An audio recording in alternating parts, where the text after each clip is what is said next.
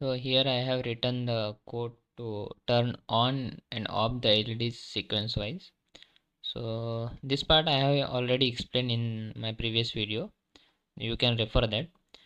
So I will explain from here. So this to import the LED switch and button, we need to write this from pynq.library. And for timing, I have written import time because I'm in this code. I am using the time, so that's why I need to import the time. And in our Pynq board, there are maximum 4 LEDs are available. So that's why I have written max LED 4. And to create the array, I have written this line LED is equal to base dot LED index for index in range of max LED. And I have written two loops here for j in range of 4 and for I in range of 4. So I will explain this loop.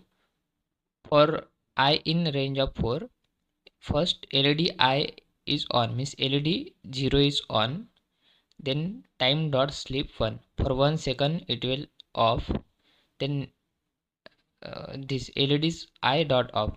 After 1 second this LED for means LED 0 is off, then again in the next time for when I equal to 1, then LED is 1 equal to on, again off.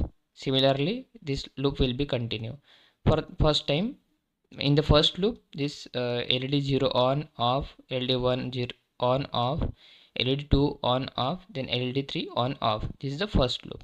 Similarly, to continue this 4 times, I have written for j in range 4, means that this loop will be continue for the 4 time. So we will see the output on the board. Now I will run this file. Done. It is started.